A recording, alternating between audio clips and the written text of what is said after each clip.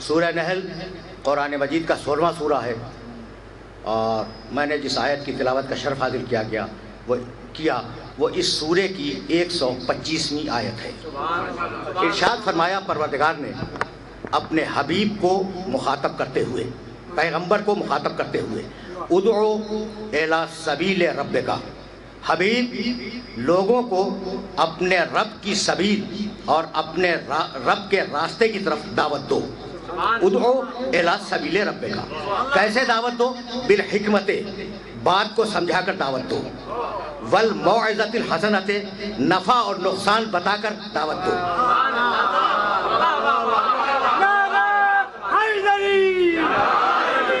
وجادلہم باللتی ہی احسن، اور حبیب اگر کوئی تجھ سے بحث پر آمادہ ہو جائے تو اس طریقے سے بحث کر جو بحث کا بہترین طریقہ ہے۔ ان ربک هو اعلم بمن ضل عن سبیلہ، تمہارا اللہ خوب جانتا ہے کہ کون اس کے راستے سے، اس کی سبیل سے ہٹ گیا ہے۔ وَهُوَ أَعْلَمُ بِالْمُهْتَدِينَ، اور وہ خوب جانتا ہے کہ کون اس کے راستے پر، اس کی سبیل پر قائم ہے۔ دیکھیے 3 لفظ ہیں، اور ابتدائی گفتگو میں 3 لفظوں کی وضاحت کرنا چاہ رہا ہوں، حکمت، موعظہ، جدال، اور یہ تینوں لفظ قرآن کے ہیں۔ ادعو الی سبیل ربک بالحکمت والموعظۃ الحسنۃ وجادلہم باللتی ہی احسن، دعوت دو لوگوں کو، ہدایت کرو لوگوں کی حکمت کے ذریعے، موعظے کے ذریعے، اور اگر کوئی بحث کرے تو اس سے اچھی بحث کرو۔ دیکھیے دنیا میں جب بھی کوئی ازم آتا ہے، کوئی نیا دین آتا ہے، یا کوئی سیاسی دینی تحریک آتی ہے، تو پبلک میں 3 قسم کے رد عمل پیدا ہوتے ہیں۔ ذرا توجہ رکھیے گا، اس لیے کہ منزل توحید میں ہوں، منزل توحید میں ہوں۔ جب بھی کوئی دین آیا، جب بھی کوئی سیاسی تحریک، دین کو چھوڑو، سیاسی تحریک آئی تو 3 قسم کے لوگ پیدا ہو جاتے ہیں۔ پہلے وہ جو بات کو سمجھنا چاہتے ہیں کہ بھئی اس تحریک میں ہے کیا، دوسرے وہ جو یہ کہتے ہیں کہ اس تحریک کو اگر جوائن کیا تو فائدہ کیا ہے، اور اگر چھوڑا تو نقصان کیا ہے، تیسرے دانشور پڑھے لکھے لوگ جو اپنی جھوٹی انا کی تسکین کے لیے بحث پر آمادہ ہو جاتے ہیں۔ تو 3 ہی قسمیں ہیں انسانوں کی کسی بھی تحریک کے مقابلے پر، یا سمجھنا چاہے گا، یا نفع نقصان معلوم کرنا چاہے گا، یا بحث کرنا چاہے گا اپنی جھوٹی انا کی تسکین کے لیے۔ حبیب اگر سمجھنے والا آ جائے تو حکمت سے سمجھا دے،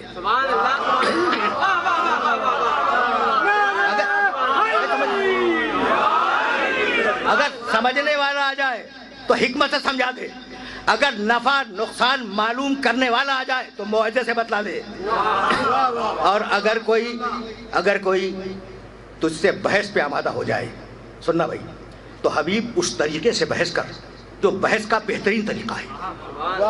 یہ جملہ پہنچ گیا، یہ میسج اللہ کا پہنچا۔ پیغمبر کو اللہ نے ضابطہ اخلاق دیا ہے کہ اس طریقے سے بحث کرو، اس طریقے سے بحث کرو جو بحث کا بہترین طریقہ ہے، یعنی لہجہ نرم رہے، آواز دھیمی رہے، لوگوں سے سختی سے بات نہ کرنا، دل نشین انداز میں بحث کرنا۔ تو وہ اسلام جو تبلیغ میں بحث کو بھی پسند نہ کرے، وہ کوڑے مار مار کے تبلیغ کرنے کو کیسے پسند کرے گا؟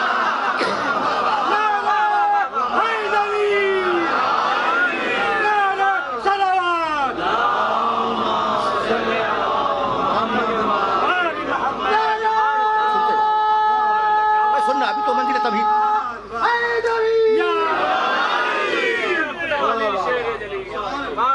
ابھی تو میں منزل تمہید میں ہوں۔ تو اسلام کی دعوت کے، اسلام کی طرف بلانے کے کل 3 طریقے ہیں۔ بھائی یہ تینوں طریقے ذہن میں نشین ہو جائیں، پھر یہ تمہید اس مقام پر اختتام پذیر ہو جائے گی۔ اسلام کی طرف بلانے کے کل 3 طریقے، یا حکمت سے بلاؤ، یا موعظے سے بلاؤ، یا جدال احسن سے بلاؤ، اچھی بحث سے بلاؤ۔ چوتھا کوئی طریقہ نہیں ہے۔ تو جس اسلام میں طریقے ہی 3 ہوں، اس اسلام میں اسلحے کی گنجائش نہیں ہے۔ پوری متمدن دنیا کا اعتراض ہے، یورپ کا، امریکہ کا، کہ پیغمبر اسلام نے اسلام پھیلایا تلوار کے زور سے، سمجھ رہے ہو نا بات کو؟ یہ اعتراض کیا جاتا ہے کہ مسلمانوں کے نبی نے اسلام پھیلایا تلوار کے زور سے. اب میں اپنے محترم سننے والوں سے پوچھنا چاہ رہا ہوں کہ پہلی جنگ میرے نبی کی کون سی ہے جس میں تلوار اٹھی؟ پہلی جنگ نبی کی جس میں تلوار اٹھی وہ تھی جنگ بدر. اور یہ پہلی جنگ ہے، اس سے پہلے تلوار نہیں اٹھی. اور اس میں کتنے سپاہی گئے ہیں رسول کے ساتھ؟ 313. اور بتلاؤں جا کے تاریخوں میں دیکھنا میرے اس جملے کو کہ ان میں ایسے بھی تھے، وہ 313 میں ایسے سپاہی بھی تھے جن میں سے کسی کے پاس تلوار نہیں تھی، کسی کے پاس گھوڑا نہیں تھا. جس کے پاس تلوار نہیں تھی اس نے لکڑی اپنے ہاتھ میں لی ہوئی تھی، جنگ میں جا رہا ہے، لکڑی اس کے ہاتھ میں لڑنے کے لیے. اور جن کے پاس گھوڑا نہیں تھا وہ پیدل جا رہے تھے جنگ میں. تو اب ایک جملہ کہنے کی مجھے اجازت دیتے ہو؟ بڑا نازک مرحلے پہ اسلام کی پہلی جنگ، اور اس میں پہلی جنگ، اس سے پہلے رسول نے تلوار نہیں اٹھائی. اعتراض ہے نا کہ اسلام کو رسول نے تلوار کے زور سے پھیلایا. بھائی اس کو واضح کرنا چاہ رہا ہوں، پہلی جنگ، اس سے پہلے کوئی جنگ نہیں ہوئی، رسول نے کوئی تلوار نہیں اٹھائی. اس پہلی جنگ میں گئے ہیں 313. ٹھیک، میں یہ پوچھنا چاہ رہا ہوں کہ یہ 313 کس تلوار سے مسلمان ہوئے تھے؟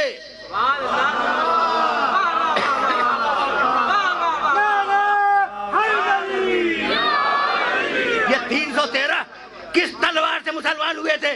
تو یہ لوہے کی تلوار نہیں تھی، میرے نبی کے کردار کی تلوار تھی. اب اسلام میں دین کو پھیلانے کے لیے تلوار کی گنجائش نہیں ہے. اور اتنا محترم ہے انسان، سننا بھائی سننا، کہ اسلحہ امن کی آخری نوبت پر کہ اگر امن نہ ہو رہا ہو بغیر اسلحے کے تو اسلحہ استعمال کیا جائے، اس کے علاوہ اسلحہ استعمال نہیں ہوگا. قرآن نے کہا، سننا، من قتل نفسا بغیر نفس او فساد فی الارض فکأنما قتل الناس جميعا ومن احیاها فکأنما احیا الناس جميعا. جو شخص ناحق کسی انسان کو قتل کر دے اس نے پوری انسانیت کو قتل کر دیا. یہ آیتیں پہنچ رہی ہیں. جو کسی انسان کو ناحق قتل کر دے اس نے گویا پورے انسانوں کو قتل کر دیا. ومن احیاها، اور جو کسی انسان کو بچا لے، فکأنما احیا الناس جميعا، اس نے گویا پوری انسانیت کو بچا لیا. تو ایک ایک انسان پوری انسانیت کا نمائندہ ہے. تو اب ذرا سوچ سمجھ کے اس کے خلاف اسلحہ اٹھانا.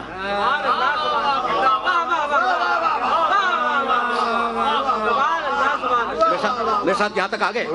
اچھا، تو اب آرام آرام سے سنتے چلو، بہت آرام سے.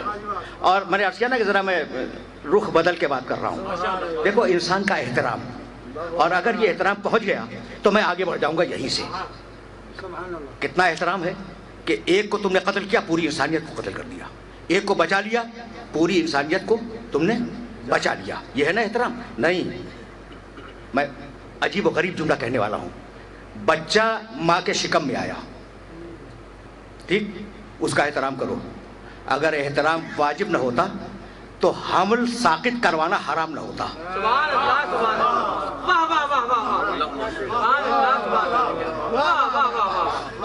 یہ بات پہنچ گئی؟ دیکھو، پیٹ میں آیا ہے، پیٹ میں آیا ہے، ابھی دنیا میں نہیں آیا. انسان پیٹ میں آیا، اس کا احترام. ٹھیک، اچھا، یہ وہ ہے جو آ رہا ہے. یہاں تک ہم آ گئے. اس کا احترام کرو. جو آ رہا ہے دنیا میں، جو انسان آ رہا ہے اس کا احترام کرو. اچھا، اب وہ آیا، اس نے زندگی گزاری اور اب وہ چلا گیا. اب تو مردہ ہے، اب تو کچھ بھی نہیں، مر گیا، وہ ختم کر دو. اب تو احترام ختم کرو. اچھا، تو اب وہ انسان آیا، اس نے دنیا میں کام کیا، تمہیں فائدے پہنچائے، انسانیت کو فائدے پہنچائے، وہ چلا گیا.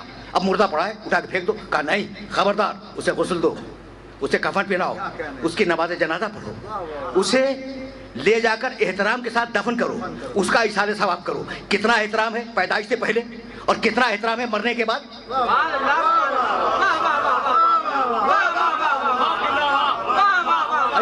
عجیب مرحلہ فکر ہے. کتنا احترام ہے پیدائش سے پہلے اور کتنا احترام ہے مرنے کے بعد.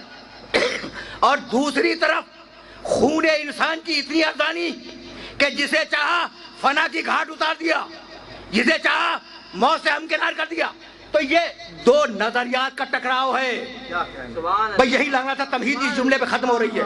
یہ نظریات کا ٹکراؤ ہے. اس نے کہا کہ یہ آدم ہے، اسے سجدہ کر. یاد ہے بھئی؟ سب کو یاد ہے نا؟